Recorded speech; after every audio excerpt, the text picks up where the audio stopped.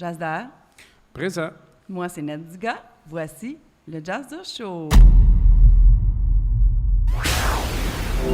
Allongez-vous confortablement. Détendez-vous. Abandonnez-vous dès maintenant.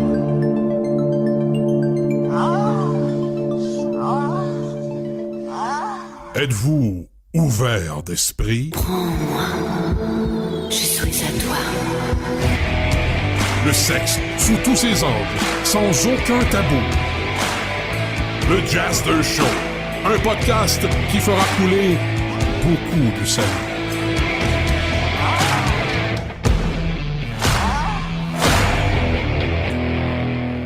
Bienvenue au Jazzer Show. Nous sommes présentement au Club L'Orage, situé au 6700 12e Avenue à Montréal, donc ouvert sur réservation seulement. Et puis, on a à la table Jazzer.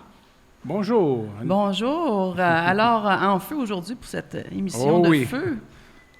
Hein? Pour cette émission de feu, oui. Oh que oui, surtout qu'on est à l'orage. Eh oui, puis là, l'émission, c'est au lit. L'émission du tonnerre. Oh que oui. Oh oui, ça va frapper. Et puis, on est au lit aujourd'hui avec Jean-Paul Labaille. Puis là, on va découvrir ensemble c'est qui ce monsieur-là, Jean-Paul Labaille. Il y a plein de gens qui le connaissent, mais d'autres qui ne le connaissent pas. En fait, c'est le propriétaire du Club L'Orage, qui est un club libertin. Donc, pour décrire un petit peu l'endroit, première des choses, bienvenue, Jean-Paul. Merci beaucoup. Bienvenue, toi aussi. Toi aussi, Jazzer. Bienvenue. On est bien heureux d'être... que tu nous aies reçu le Jazzer Show dans ton palace. C'est un plaisir. Donc, c'est un bar lounge, la piste de danse, il y a des DJ, il y a un deuxième étage, tout est sur air ouverte. C'est comme un concept européen qu'on appelle. Oui. Effectivement, le concept nord-américain, c'est des couloirs avec des chambres, on loue les chambres et tout. Ici, tout est ouvert, puis tu n'as rien à louer une fois que tu es à l'intérieur. Donc, pour les amateurs d'érotisme, de voyeurisme, d'exhibitionnisme, c'est l'endroit par excellence, finalement. Oui. Ben oui, c'est ça. Donc, c'est un club privé. On s'entend, c'est un club privé, permis d'alcool, tout est là. Donc, c'est l'une des principales destinations de ce style-là au Canada, aux États-Unis, puis en Europe. Présentement, on est dans la COVID. On peut recevoir environ 50 personnes, ce que j'ai vu sur le site ça a Internet. augmenté. Il y a eu une période, c'était 50 personnes. Maintenant, c'est 50% de la capacité de l'endroit où il y a le permis d'alcool, donc 100 personnes. Mais on reste quand même à 50 parce que déjà à 50, c'est difficile de tenir le monde, de leur faire respecter les règles. Alors à 100, c'est impossible. À 100, c'est impossible. Et puis là, c'est qui Jean-Paul Labaille? Donc, d'origine... Tout le monde le connaît. D'origine française. Oui, j'aurais pu dire ça de même, mais Oui, j'ai été plus poli un peu. Désolé. Donc, cet homme est d'origine française et puis, c'est un auteur, compositeur, interprète à la base. Donc, Oui. Donc, explique-nous donc ça, parce que tu as gagné quand même le premier prix du concours de la francophonie de La Rochelle.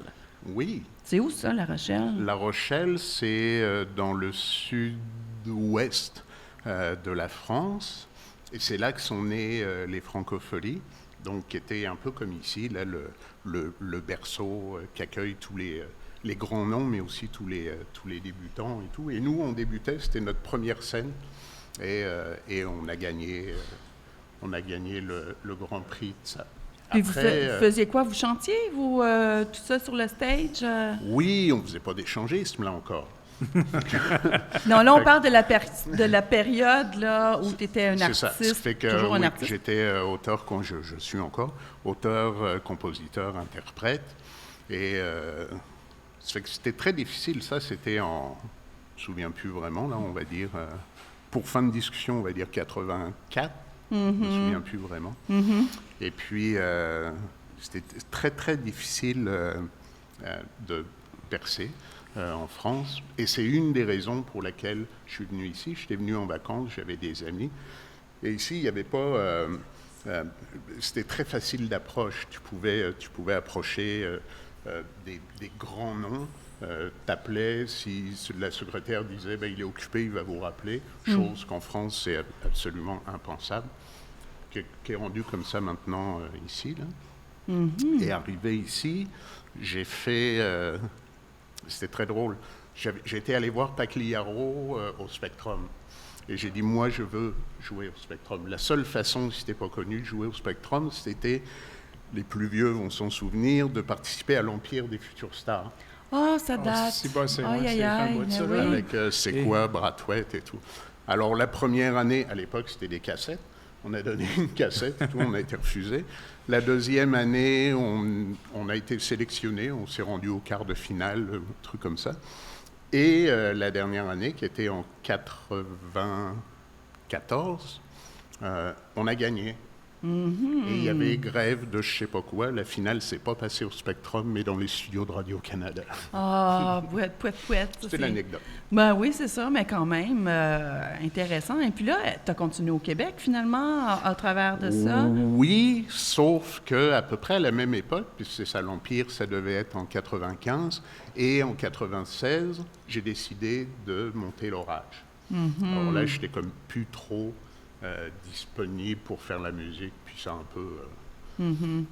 un peu coulé. Tu étais le premier au Québec d'ouvrir un club libertin.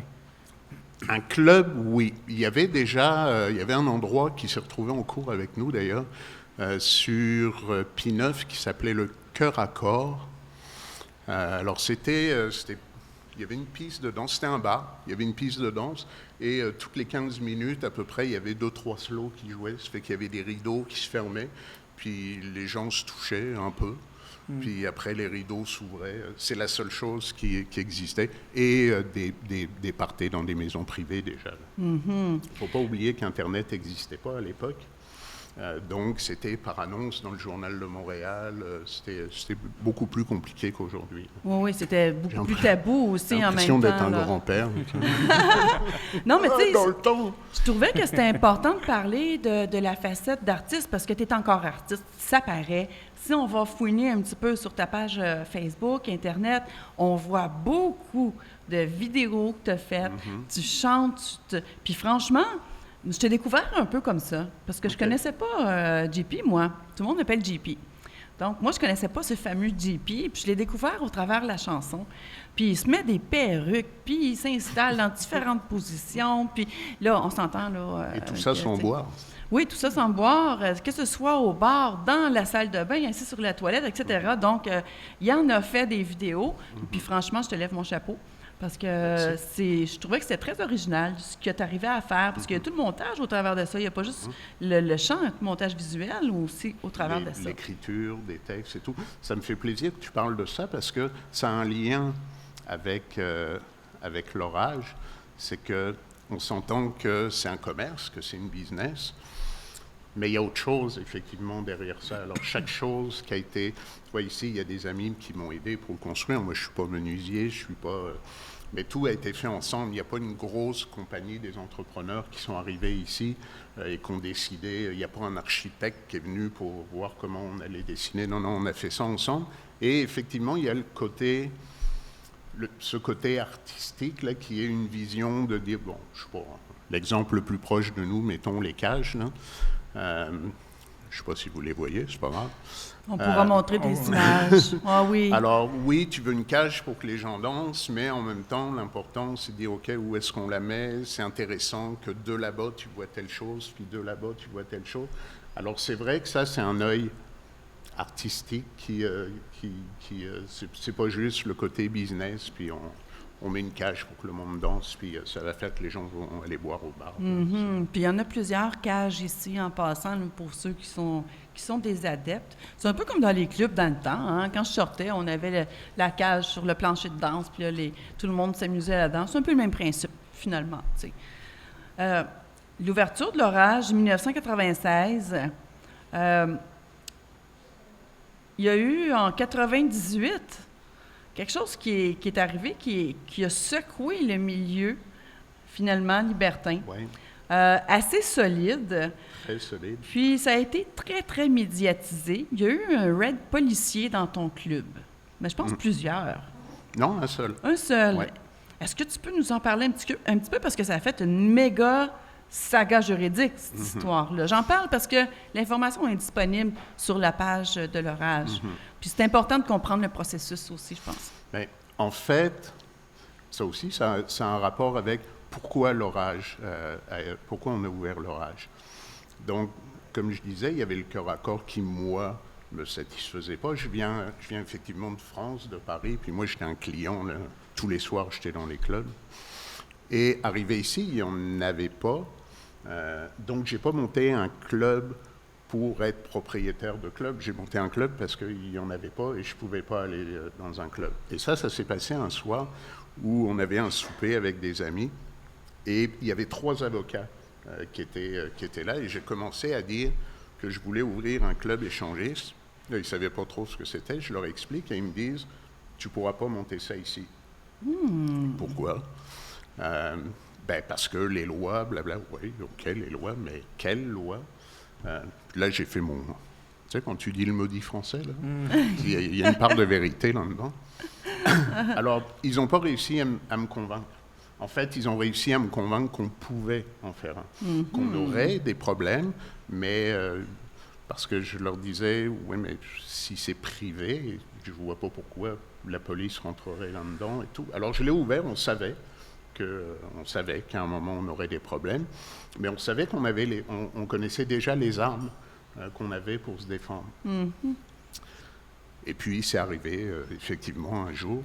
Je pense qu'il y a eu un petit peu un petit côté politique derrière ça, là, parce que à la même époque, c'était Duchesneau, qui était le chef de la police de Montréal. Et il y avait un des journalistes, le journaliste du Journal de Montréal, qui m'a dit « Est-ce que tu as une idée de pourquoi il y a eu une descente ?» Non, pas vraiment. Et il disait à mon avis, dans quelques semaines, on va avoir la réponse. Et 3 semaines plus tard, après la descente, Duchesneau s'est présenté aux élections à la mairie. OK, oui. On voit la magouille. C'était un petit peu le truc, il voulait faire du bruit, il voulait monter, sauf que ça s'est retourné contre eux. Parce que médiatiquement, il y avait des lignes ouvertes, et tout le monde disait, mais vous avez autre chose à faire que d'aller emmerder du monde qui sont dans une pièce fermée dans laquelle tu ne peux pas rentrer. Tu vois. Alors ça s'est vraiment retourné contre eux. Ça nous a beaucoup aidés. Parce que là, c'était considéré comme des maisons de débauche. Là, tu es dans le cœur du truc. C'est qu'effectivement, c'était une maison de débauche. C'est l'accusation qu'on avait, si tu me permets. Oui, vas-y. Alors, le truc, c'était, OK, c'est une maison de débauche, alors c'est quoi la débauche? C'est quoi la débauche? C'est quoi la débauche? Alors, les policiers ne savaient pas ce que c'était la débauche. Ben moi, tu me dis ça. Moi, la débauche, je vois quelqu'un qui est sur le party, il a pu finir. Pas la débauche, une maison de débauche. Ah, OK, oui. Ben une maison, oui. Tu sais, que tout le monde ensemble sont sur le gros party, puis il n'y a pas de limite, il n'y a pas de règle, tout le monde baise ensemble, puis...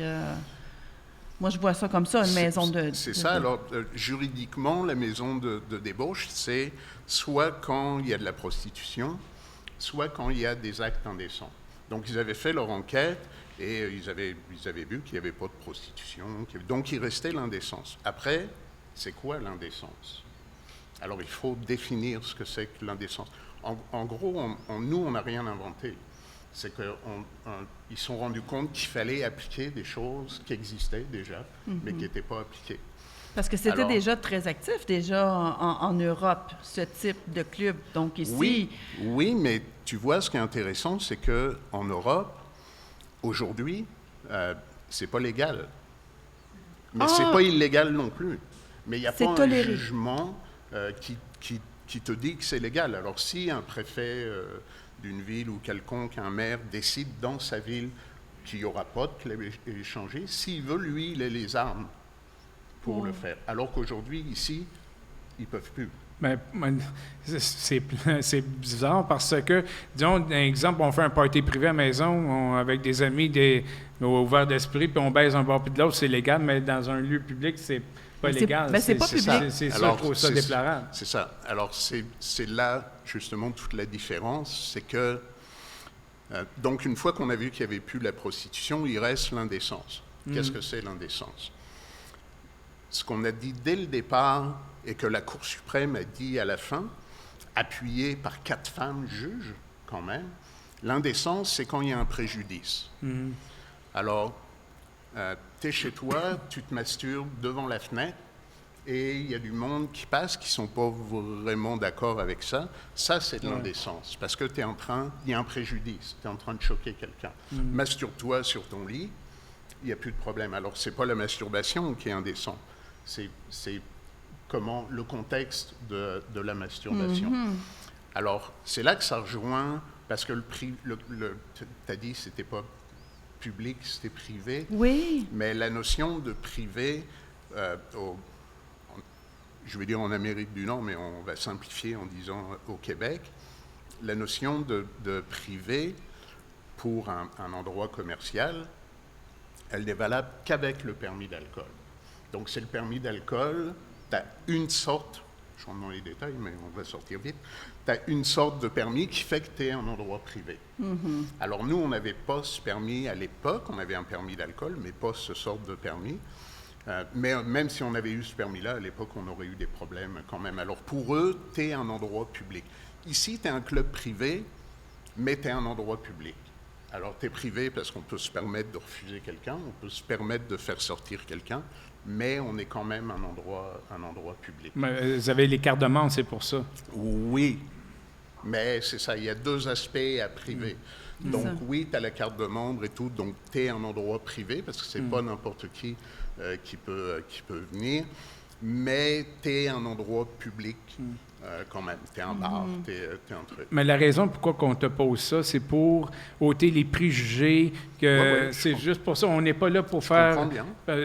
On veut tellement que les emplacements libertins au Québec puissent se faire connaître à leur juste valeur. C'est un endroit... Sincèrement, j'ai fait des événements dans des lieux, dans des clubs normaux, puis des clubs libertins. Puis, où il y a le plus de respect, c'est dans les clubs libertins. C'est pour ça que c'est très important que le monde puisse savoir c'est quoi vraiment un club libertin. Vraiment, c'est la place à aller. C'est un libre d'expression. On peut... j'adore ça. Excuse-moi, JP. Non, c'est correct. Ben, tu vois, donc, au début, quand on était en cours, on insistait sur le côté privé de la place. Puis finalement, on a changé, je dis on, je m'inclus, mais c'est les avocats, là, Maître Robert Lahaye, qui est décédé l'année dernière, donc, qui, lui, nous a dit, prenons pas la ligne du privé ou du pas privé, du local, ou même pas la ligne de est-ce que la société québécoise est prête à accueillir ce genre de truc. Lui disait, on s'en fout que ce soit privé, on s'en fout que la société soit d'accord avec ça ou pas. Eux, ils parlent d'indécence, alors on va répondre sur l'indécence. Donc l'indécence, c'est le manque de préjudice. Alors on va établir qu'il n'y a pas de préjudice parce que tout le monde est au courant de ce qui se passe. Tout le monde est consentant. Ça veut dire que tu t'en moques un peu de l'aspect privé ou pas, à partir du moment où il n'y a pas de préjudice. Aujourd'hui, tu loues le stade, et il y a des guichets à l'entrée, on me donne des papiers, vous êtes au courant quelle soirée vous allez, le stade, oubliez la pelouse, c'est des matelas partout. Oui. Alors à partir de ce moment-là, tu as prévenu tout le monde qui va rentrer dans le stade, donc personne ne peut être choqué de voir une partouze avec 10 000 personnes. C'est sûr que s'il y en a un qui rentre qui n'a pas ce bout de papier-là, lui, il va être choqué, mais il ne l'a pas pris, le papier. Alors, prends les mêmes 10 000 personnes mêlées dans la rue, qui font la même chose, là, il y a un préjudice. Voilà. Et on a tout réglé le problème. Fait que, dans le fond, ça a été en votre faveur. La Cour suprême du Canada a donné son verdict en votre faveur. Oui, 4 femmes, 2 hommes, et la juge en chef, qui était une femme. Et puis là, au travers de tous ces coups de vent-là, l'orage tient encore debout. Wow! Ça fait plus de 20 ans. Ça fait plus de 24 ans que le club est actif. Moi, je te lève mon chapeau, sincèrement, Merci. pour pour avoir ouvert un club. Oui, puis on a un petit shooter ici qui a été... Par notre commanditaire, David. Oui, je vais juste en prendre un aussi. Oui, c'est pas rendu, merci. Donc, merci. On va le... Tu sais, dans le fond, au succès des 24 dernières années, puis... aux 50 autres qui s'en viennent. Oui. Au Chin, chin, Club tout le monde. L'Orage. N'oubliez pas, le bar et l'autre bar. C'était très bon, ça. Ben, tu vois, tu dis justement qu'il est toujours debout et tout. Et ça rejoint ce que tu disais tout à l'heure, le côté un petit peu artistique et tout. C'est qu'il y a eu plein de moments, si c'était uniquement une business, ça aurait fermé. Quand on est allé en cours, quand il y a eu la descente, l'amende était de 1200 pièces. Fait qu'on aurait payé l'amende, puis on aurait réouvert sur une autre rue ou je sais pas quoi. Mais c'est ça où il y a le côté que, bon, oui, c'est pas payant pour l'instant, il y a des difficultés, mais c'est intéressant à faire. Bien, c'est parce qu'il y a la passion. Sans Il y a la la passion, passion, c'est ça. on ne peut pas... Il y en a plein. Il y a eu plein de clubs après qui... D'ailleurs, les journalistes, après le jugement, disaient ça va pousser comme des champignons. Non, ça va pas pousser comme des champignons, mais ceux qui ont ouvert ont fermé un par un parce qu'ils se sont rendus compte à un moment que c'était pas payant. C'était pas payant tout le temps. C'était dans tous les cas pas payant du jour au lendemain. Qu'il fallait insister, qu'il fallait y croire. Oui, exactement. Tantôt, tu as mentionné, JP, que c'est pas tout le monde qui entre ici. Il y a des membres, ça prend un code vestimentaire. Tu sais, c'est pas les gens arrivent ici avec un jeans troué et puis un T-shirt, là. Qu'est-ce que ça prend comme tenue vestimentaire acceptable pour entrer ici? C'est un peu... c'est difficile parce chacun a sa vision. J'allais dire quelque chose d'élégant, mais tout le monde a sa notion d'élégance. Tu sais, tu peux porter un jean troué puis un T-shirt comme ça, mais toi, si tu le portes, c'est parce que tu estimes que c'est élégant. Tu es présentable comme ça, sauf qu'on y va avec la majorité. Donc, pas de chaussures de sport, pas de T-shirt. Les jeans sont acceptés, mais des jeans propres, pas troués. Chemise. Par exemple, voilà. Ah ben c'est vrai, on ne le voit pas, il est derrière la caméra. Excusez-moi, il est derrière la caméra, c'était Mick, qui est très beau, avec sa chemise, son pantalon, ses belles chaussures. C'est ça, c'est parfois un peu arbitraire, je suis d'accord. Tu sais, il y en a un qui arrive, on lui dit « tu peux pas rentrer en T-shirt ». Il dit « oui, mais j'ai payé mon T-shirt 500 pièces ». Bon, la première réponse, c'est que tu as payé beaucoup trop cher. Et puis, je suis d'accord que des fois, il y a des chemises qui sont moins belles que certains T-shirts. Sauf qu'à un moment, tu es obligé de fixer une ligne, même si c'est arbitraire, mais tu es obligé de fixer une ligne. Alors c'est ça, c'est... Tout le monde tout nu. Ben, surtout au bout d'un moment. Mais pour Un soir, on s'est retrouvés, on n'était pas ici, c'était sur Saint-Hubert, on s'est retrouvés, je regardais ça, il y avait la terrasse, il faisait beau et tout, puis je regardais le monde, je voyais des femmes un peu se plaindre ou hésiter, puis je regardais, puis toutes les femmes étaient super bien habillées. Puis t'imagines la femme qui sait que ce soir, elle sort en club, 5 heures avant de partir, elle est dans la salle de bain, puis elle se poupoune, puis elle se machin, puis est-ce que je mets ça, est-ce que je mets ça? Le gars, il enfile ses baskets, son T-shirt, puis il sort. Il lui demande est-ce que tu es prête? Alors, je trouvais ça dommage que les femmes fassent cet effort-là et pas les gars. Mais ça, c'est vrai, mais tu sais, c'est sûr que les gars, ils se maquillent pas nécessairement. Comme mon chum, il n'a pas de cheveux, fait qu'il se peigne pas. Fait que, tu sais, moi, c'est vrai, ça. Je me lève super de bonne heure le matin pour tout ça, puis je me demande des fois ça donne quoi, mais bref, lui, on part dans 20 minutes, il est encore en pitch, puis là, ben finalement, j'ai le temps en masse, puis c'est lui qui m'attend dans la voiture, puis il est prêt à partir, puis moi, je suis encore en train de... Puis là, une fois que tu es dans le char, il dit « Oh merde, j'ai oublié mon portefeuille », puis il rentre et c'est toi qui l'attends. Ouais, c'est ça, tu sais. Fait que donc, il y a un code vestimentaire, parce que, tu sais, c'est sûr qu'on veut... tu sais, c'est dans un endroit où, à place d'aller dans un club standard, où est-ce qu'on est tout seul à cruiser, bien là, on y est deux à cruiser. Donc, c'est important de se mettre un petit peu sur notre 36. Et nous, on fait notre part. C'est que si tu arrives avec un T-shirt parce que tu savais pas, que tu n'avais pas prévu et tout, on te prête des chemises. Quand même, On quand te prête même. des chemises, on te prête des chaussures, si tu veux. Des On s'est boxers. arrêté là. Mais tu sais, pour ceux qui ont eu un petit peu peur tantôt, quand Jazdar a dit tout le monde tout nu, là, il n'y a pas personne qui arrive ici puis qui se déshabille dans le portique, là, OK? On entre ici, on est habillé, on danse, etc. Donc, il n'y a pas de nudité sur le plancher de danse, c'est ça? On peut. Maintenant, on peut. Parce que, justement, il y avait une sorte de loi là, qui disait que quand il y avait le permis d'alcool la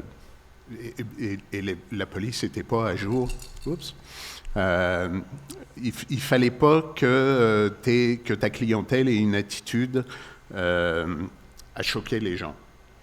Mais le jugement qu'on avait, et ça c'était comme marqué dans le truc, mais le jugement qu'on a eu, c'est qu'à partir du moment où tu rentres ici, tu ne peux pas être choqué.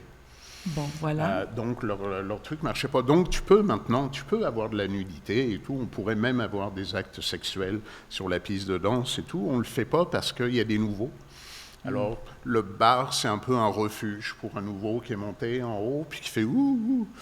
Il redescend, il prend un verre, il relaxe, puis après il voit s'il veut remonter ou Mais là, on pas. parle d'en haut, là. Les gens, ils savent pas qu'est-ce qu'il y a en haut. Peux-tu nous décrire un petit peu? Non. Ah! Non! Non, mais on était voir en haut. Mais C'est là, hallucinant. C'est beau en tabarnouche. Oui, franchement, on peut dire que c'est une salle de jeu, hein, sans trop en dire. C'est une belle grande salle de Une jeu. salle de jeu, une salle de sport. Voilà. Et puis là, ben, imaginez, on n'est pas dans un zoo là, où est-ce que tout le monde se pitche partout. Là. Il y a quand même des règles. La première des règles, non, c'est un non. Hey, ça, on l'entend souvent. C'est Mais ça. quand même obligé de le répéter, que non, c'est non. Fait qu'il n'y a pas personne qui est forcé à rien ici. Là. On touche personne sans avoir son consentement au préalable. On fait comment ça? Je peux toucher une fesse? Direct comme ça? Ça, il y a une... non, c'est compliqué. C'est compliqué parce que il y a touché et touché. Et il y a une interprétation et une autre interprétation. Je vais te donner un exemple. Un jour, c'est clair que tu n'arrives pas, tu ne mets pas une main au cul à quelqu'un, tu ne pognes pas les seins. Parce que c'est déjà arrivé, là. J'ai déjà vu ça ailleurs. Oui, c'est ça. Mais après, elle est où la limite? Un jour, il y a un couple, la femme était montée au plafond, hein, puis elle me dit c'est inadmissible, blabla, quoi, il y a un gars qui m'a touché sans mon consentement, oui, ok. Et en fait, elle m'explique, et le couple était en train de baiser, et il y a un gars qui s'est approché, puis qui a mis la main comme ça sur l'épaule. Et elle me dit, il m'a pas demandé avant. C'est que, est-ce que la main sur l'épaule, c'était pas justement l'effort pour avoir son consentement? Ouais. C'est rien d'avoir la main sur l'épaule. Et au lieu de lui mettre la main au cul, il a mis la main sur l'épaule, du genre, est-ce que je peux te mettre la main au cul? je fais des raccourcis, mais en gros, c'est ça. Est-ce que je peux te mettre ta main au cul? Non. Et là, c'est ça, on réagit tous différemment. On a tous des limites, on a tous... alors pour elle, il avait dépassé la limite. En ce qui me concerne, il avait bien agi parce qu'il avait juste seulement touché l'épaule. Donc ça, c'est un peu flou, mais la base, c'est que dans tous les cas, effectivement, tu demandes avant. Mais dans ce que je te dis, la main sur l'épaule, il faut quand même garder un érotisme puis quelque chose de sexy puis d'excitant. Toi, tu es en train de baiser puis il y a quelqu'un qui tient la jambe pendant une demi-heure en me demandant s'il peut se joindre à toi et tout. Il est en train de casser ton party. Mais en même temps, il ne peut pas se jeter dans l'action non plus. Alors, il faut trouver la limite. Puis je pense que la règle, c'est le savoir-vivre puis le jugement. Puis... Il y avait une règle que je ne comprenais pas trop. Donc, tu vas pouvoir m'expliquer ça. Arrêtez-vous si quelqu'un... Je suis pas très fort dans les règles. Bah.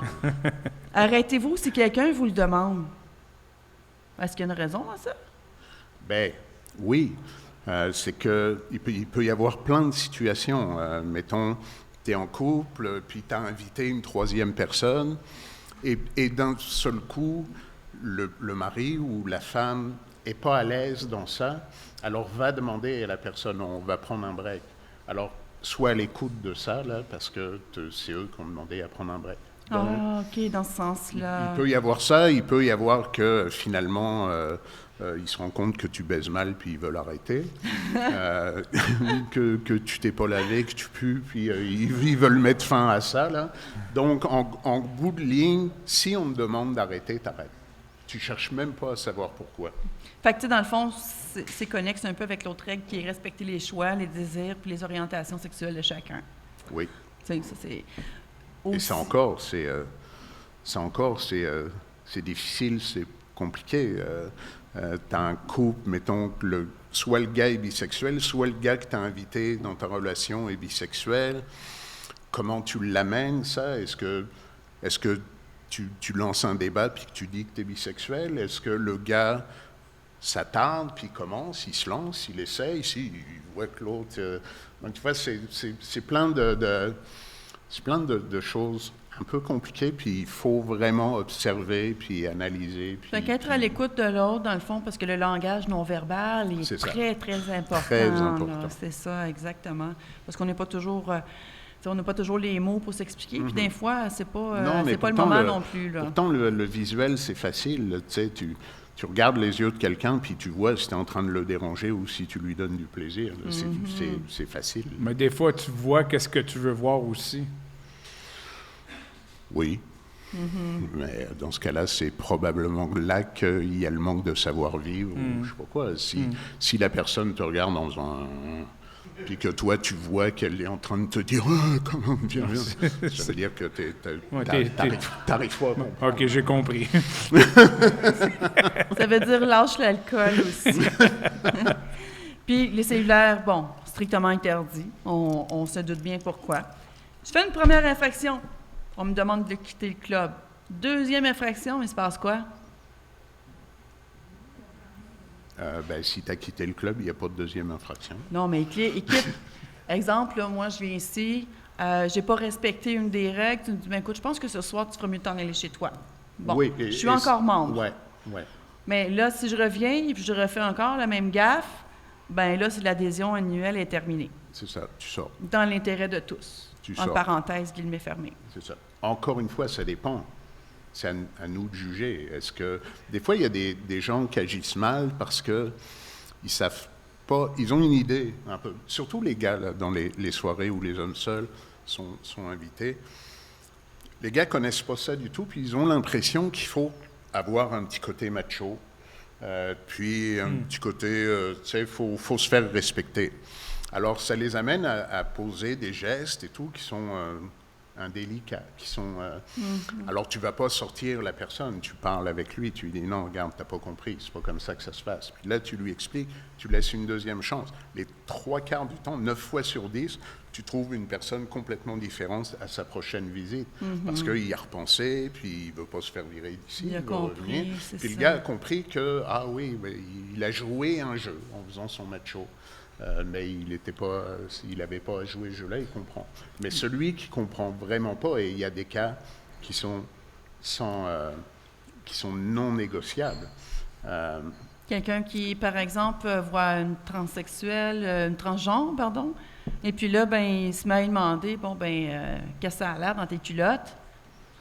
Je veux dire, qu'il y a des comportements. Oui, encore une fois, ça dépend comment c'est fait, comment c'est amené. Si manifestement il y a de l'indélicatesse là-dedans, et peut-être que ça, c'est un truc où tu peux prendre la personne à part, puis lui expliquer.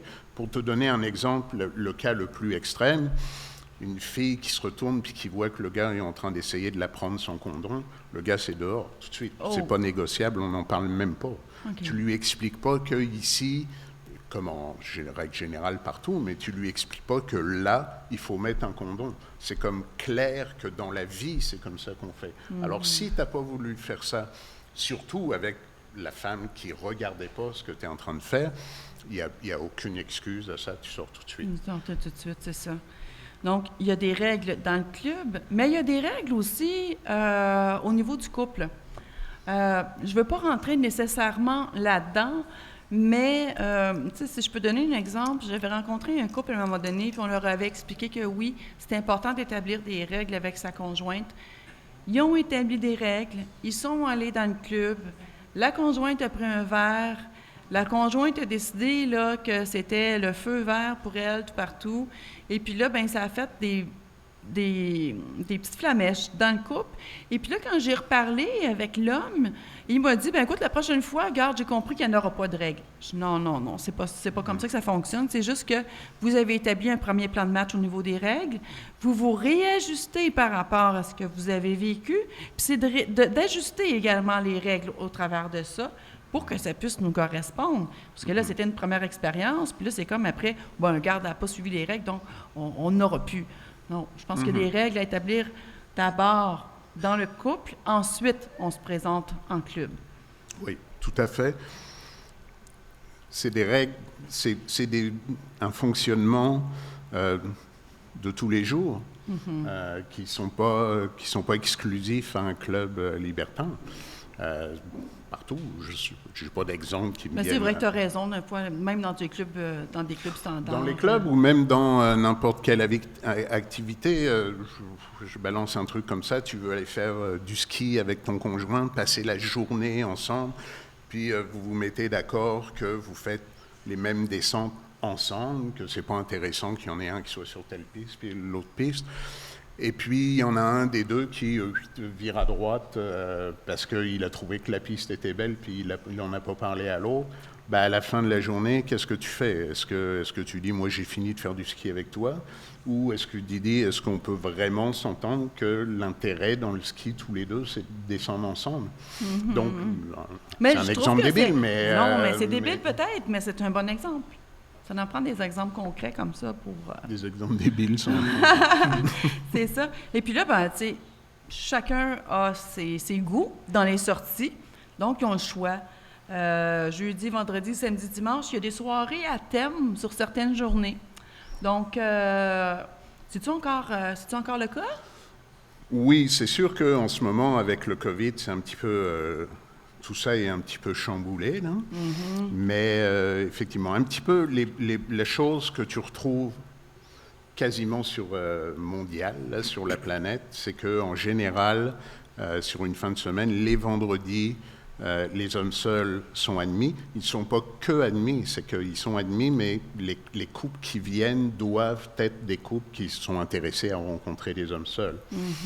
Et le samedi, c'est couple et femmes seules. Ça, c'est à peu près, il y a sûrement des exceptions, mais en général, dans tous les pays du monde, c'est comme ça que ça se passe. Après, il y a des variantes, soirées fétiches, soirées...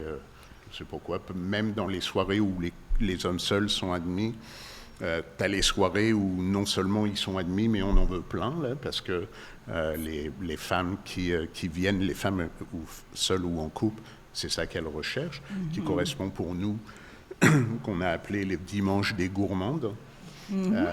Parce que, alors, dans la mesure où personne n'est jamais obligé de rien faire dans un club échangé, c'est sûr que si tu viens au dimanche des gourmands, où là on a comme presque pas de limite de nombre d'hommes seuls. Si tu viens mais que tu dis les hommes seuls m'intéressent pas vraiment, tu peux venir, mais c'est pas vraiment toi qu'on veut. Fait que tu choisis ta journée en fin de compte selon ton besoin. Là, puis souvent il va y avoir, par exemple, des thèmes bal masqués ou des trucs comme ça. Oui, après, c'est sûr que une fois de temps en temps, là, pour que ce soit peut-être pas toujours la même chose, qu'il y a un intérêt. Peut-être que quelqu'un qui se moque du deuxième étage puis qui est intéressé de venir au bar, de danser, peut-être que lui, il veut ça, qu'un jour ce soit carnaval. Tout au long de l'année, finalement, il y a différentes soirées d'organiser selon ce qui se passe. C'est sûr que c'est ça. En ce moment, période COVID, où tu n'as pas le droit de... Tu n'as pas le droit de danser. En fait, c'est pas que tu n'as pas le droit de danser, c'est que tu n'as pas le droit de mettre la musique trop forte. C'est ça l'idée de ne pas danser.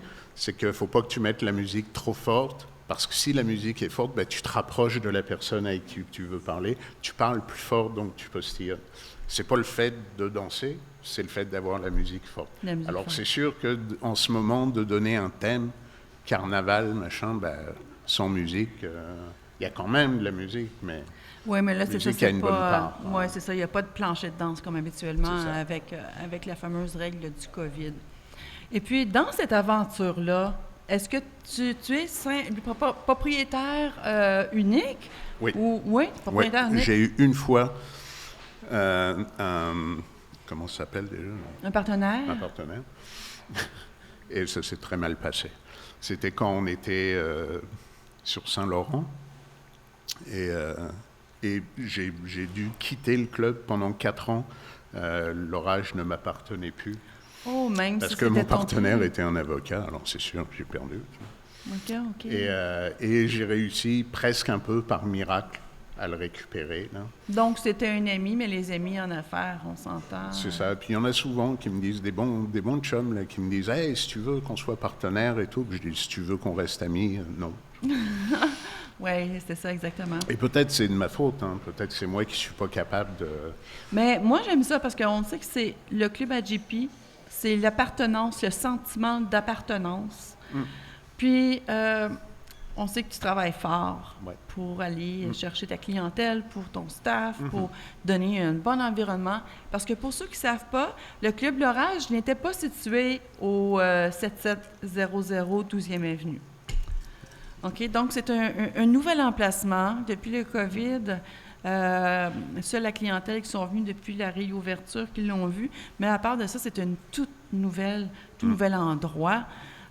C'est très chaleureux, c'est noir, rouge, il y a des beaux lustres, chandeliers, les salles de bain sont toutes différentes. Puis, il y a même un artiste qui fait des BD. Oui. Alors ça, c'est intéressant, j'ai découvert ça également. Parle-nous-en donc un petit peu de ce qu'il a fait ici, lui. Lui, c'est Jean-Louis Tripp. C'est, en France et en Europe, c'est un BDiste qui est très connu. Et sa dernière BD, il a lancé une série qui s'appelle Extase. Mais avant ça, ceux qui connaissent la BD, au Québec, il est connu, c'est lui qui a fait Magasin Général. Alors, c'est une série de BD, il y a 9 tomes, je pense, et ils sont en train de faire un film, en ce moment, je crois, qui a été un peu suspendu à cause du COVID. Là. Et là, il a décidé de faire cette BD qui s'appelle Extase, qui raconte sa vie sexuelle. Alors, ça démarre de la naissance. Là, on est au tome 2. Le tome 3 à venir se passe essentiellement à l'orage. Et après, alors c'est un gars qui est fascinant, qui est vraiment fascinant parce qu'il a un autre regard sur ce que nous on voit quelque chose, là, mettons soit des gens qui dansent. Alors lui, il va voir le petit, au coin du bar, la petite bretelle qui dépasse. Lui, il voit vraiment, et c'est ça qu'il note. Et quand ici, il monte en haut, puis que c'est une orgie totale, mais je ne te dis pas ce qui se passe en haut.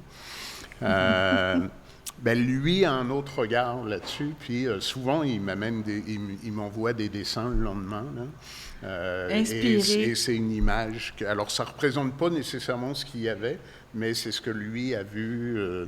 Alors, je lui ai proposé comme effectivement, chaque salle de bain a un thème, sont décorées et tout, je lui ai dit, est-ce que tu veux une salle de bain? Oui, tout le monde se fait poser cette question-là. Tu sais.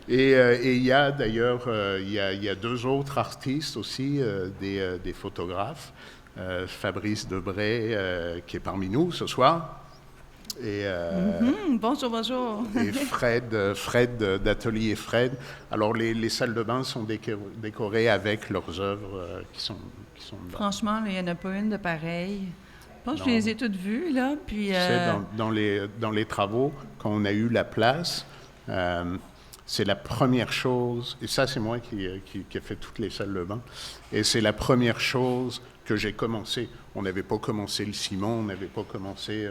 moi, j'avais mis des tréteaux, des planches, puis j'étais en train de préparer les salles de bain, parce que c'est ça que j'aime faire. Fait imaginez le temps qu'il a mis sur une salle de bain, donc imaginez le reste du club.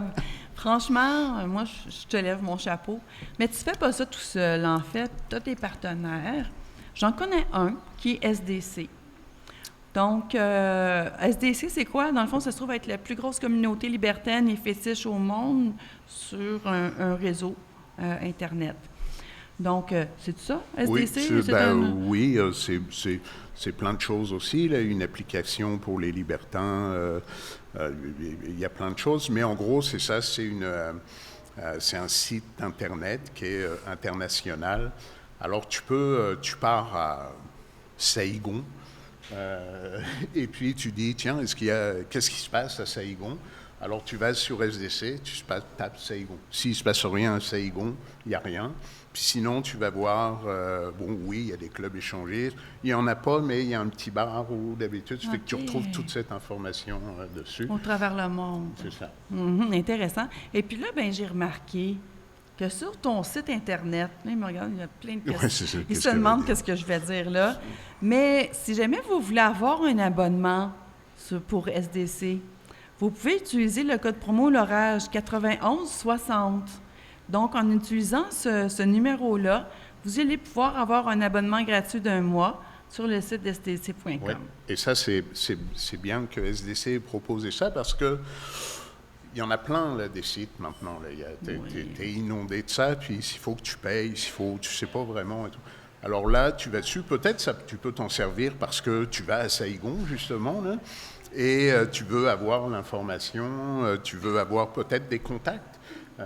Parce que tu as effectivement cette application et tout. Une fois que tu es à Saigon, tu regardes, puis tu peux voir, il y a 4 couples québécois qui sont en même temps que moi à Saigon. Tu peux les contacter, tu peux... wow, donc, c'est un très grand support. Et ce qui est intéressant, c'est que, c'est ça, tu l'essayes pendant 1 mois. Si ça ne te plaît pas, si tu n'as pas eu de résultat, tu continues pas. Voilà. Puis si tu vois que c'est intéressant, que ça apporte tes fruits, t'abonnes, et je me souviens plus, mais c'est pas énorme. Mais c'est un site aussi très, très, pas professionnel, c'est un sérieux. C'est très, très, très sérieux comme... Oui, c'est une grosse équipe qui est derrière ça. Et ils font plus que ça. Ils organisent des événements... partout dans le monde, des croisières, tout. Hein. Oui, c'est ça. Et puis je pense que ton contact, c'est Georgie Jones. C'est ça. Est-ce qu'il est ici? Il devait venir, Georgie. Oui, non, je pense qu'on ne l'a pas vu. C'est ça. C'est le seul problème d'SDC, c'est que Georgie, il n'est jamais à l'heure. C'est un homme très occupé. Donc ça, c'est bien. Salut, Georgie. Oui, bonjour. Donc, tu me parlais des clubs libertins. Avant qu'on termine l'émission, c'est quoi la différence? Parce que j'imagine que tu connais les clubs libertins en Europe, mais est-ce que tu es allé dans d'autres pays pour voir ce que ça a l'air ailleurs? Oui, pas partout, bien sûr, mais principalement en Europe. Non, je ne suis pas allé dans un pays qui est en dehors d'Europe. Oui, je suis allé, ça n'existait plus, je pense que c'était excusez mon accent, Fort Lauderdale.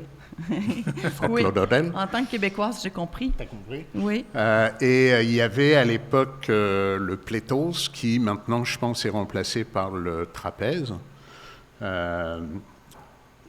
Eux, ils ont... les Américains, c'est bizarre, hein, il y a des endroits où la sodomie est interdite, et d'autres...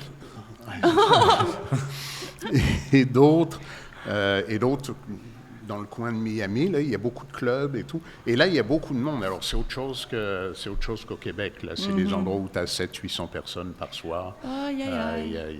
C'est autre chose. 700-800 personnes, parce que, tu sais, on regarde la population montréalaise. À date, aujourd'hui, alors qu'on se parle, il y a 2 clubs, Libertin et Montréal, d'actifs. Ouais. Il y en a un à Drummondville et puis il y en a un à Québec. C'est tout. Si je ne me trompe pas. Il y a peut-être quelques... Québec, je ne sais pas, pendant un moment, il y en avait 2 ou 3. Là. Oui, mais là, je pense qu'il y en a... Non, c'est fini. Je pense qu'il y en a juste un maintenant. Il y a la rumeur à Québec et l'Auberge de la Passion à Drummondville. Je ne sais pas s'il y en a ailleurs mais on n'en entend pas parler. Bien, c'est sûr, oui, il y a 2, c'est ça, on nomme le Clubel, oui, ça c'est à Montréal. l'Auberge de la Passion à Drummondville, et puis, j'ai dit tantôt, la Rumeur à Québec. Mais tu sais, je ne sais pas si en Gaspésie, il y en a, si au Lac-Saint-Jean, il y en a, si dans le Grand-Nord, il y en a. C'est eux qui ont peut-être des maisons privées, peut-être que ça roule là-dedans aussi. Il y a beaucoup, surtout en ce moment, période COVID, donc il y a beaucoup de maisons privées. Et maintenant, les maisons privées, on a eu l'exemple dans le passé avec chez Ginger, chez Catherine, c'est que tu peux pas faire n'importe quoi. Et une des choses, c'était un élément quand on était en cours, c'est que à partir du moment où tu fais de la publicité, tu es un endroit public. Parce que tu accueilles le public, même si c'est dans ta maison. OK, c'est ça. Et, par exemple, Facebook, c'est une plateforme publique. Alors, quand tu as ta salle, puis même si c'est une chambre privée ou je ne sais pas quoi, mais que finalement n'importe qui peut aller dessus, tu te retrouves que si tu fais des parties dans une maison privée, ta maison privée devient un endroit public. Et ça n'a aucun rapport avec le libertinage, le sexe ou un truc comme ça. C'est un rapport avec une question de zonage de la ville. Si toi, tu décides d'ouvrir dans ta maison un salon de coiffure, alors que le zonage ne le permet pas, on va te faire fermer ton salon de coiffure parce que tu ne peux pas avoir un salon de coiffure. Alors, je ne sais pas comment une maison privée peut faire pour rester en rester vie, dans les trucs, parce que niveau zonage...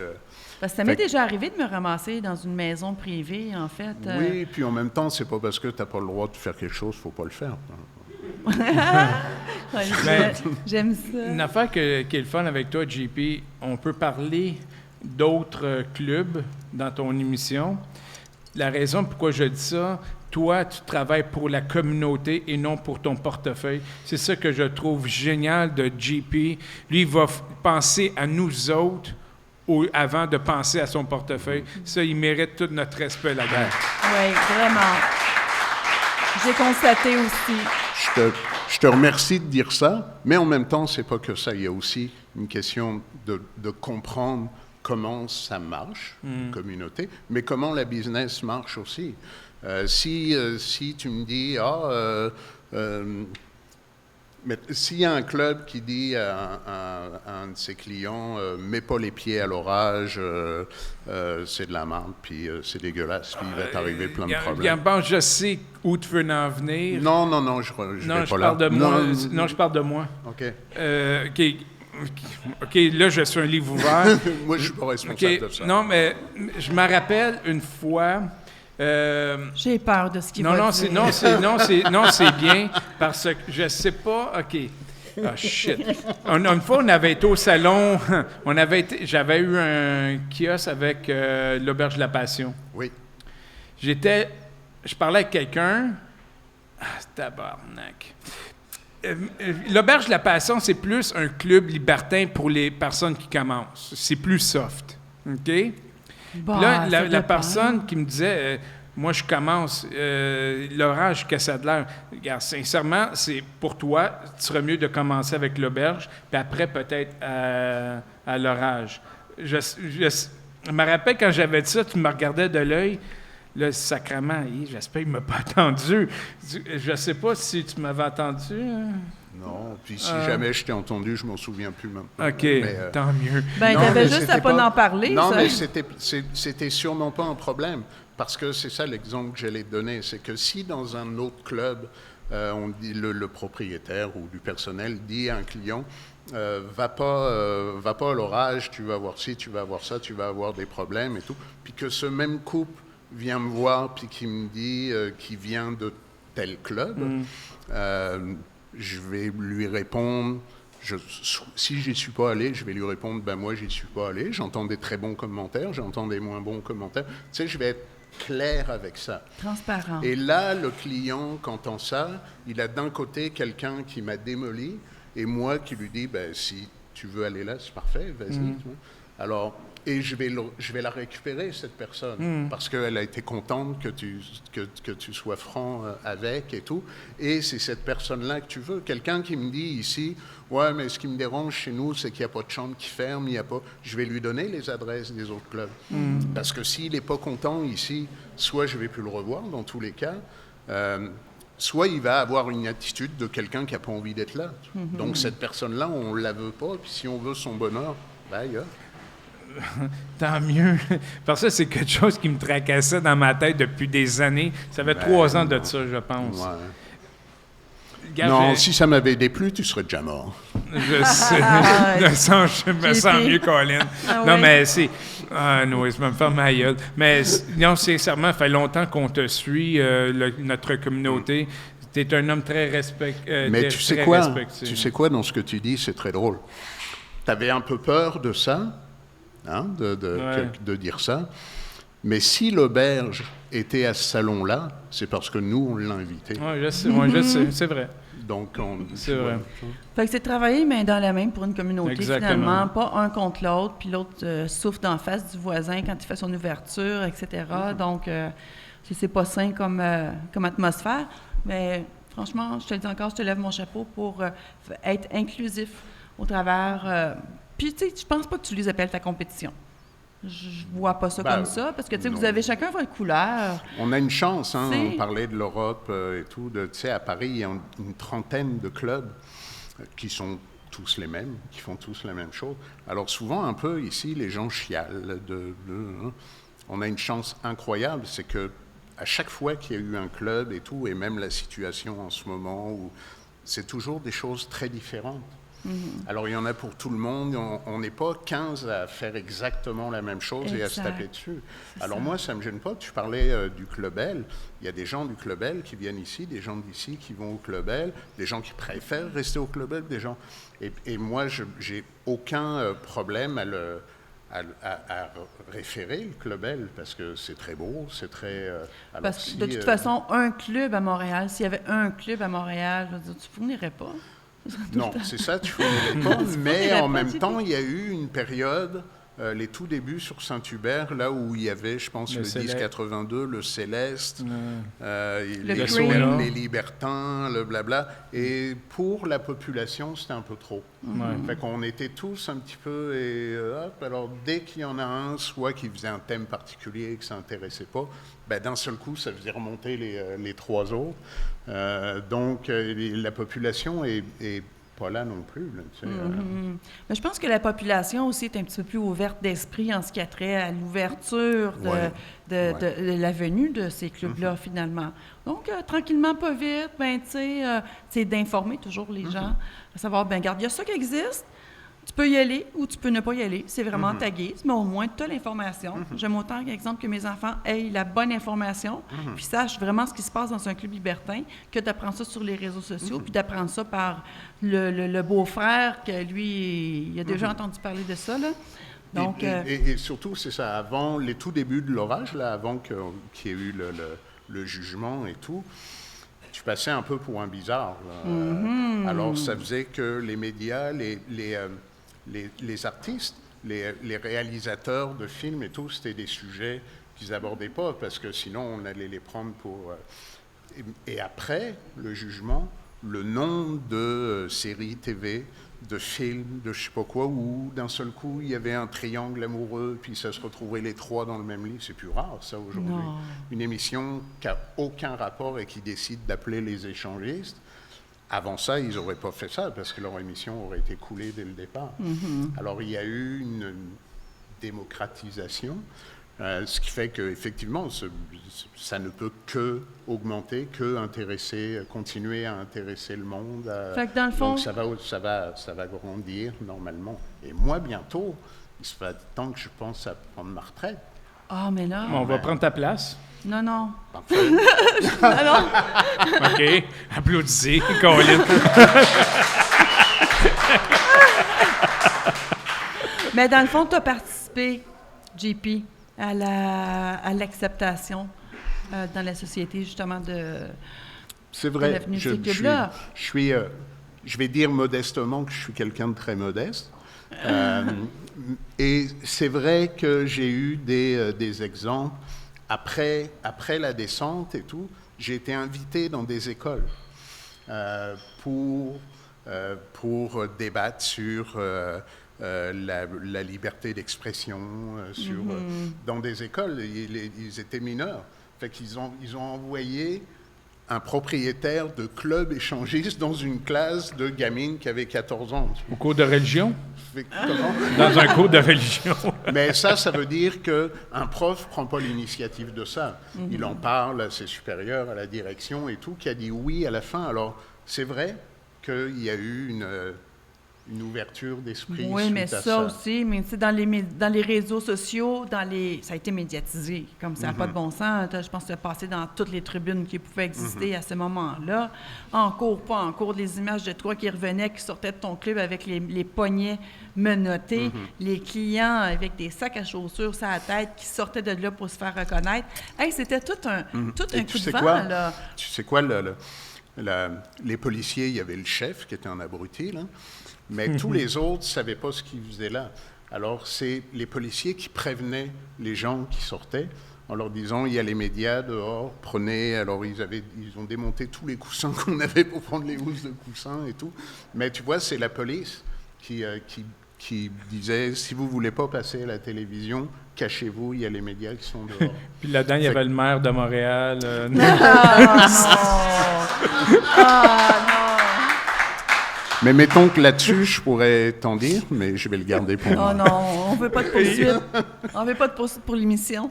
Donc, je pense qu'on a pas mal fait le tour sur qui est Jean-Paul Labaille, qu'est-ce que le club, l'Orage, qu'est-ce que ça fait à Montréal, c'est quoi le parcours de tout ça.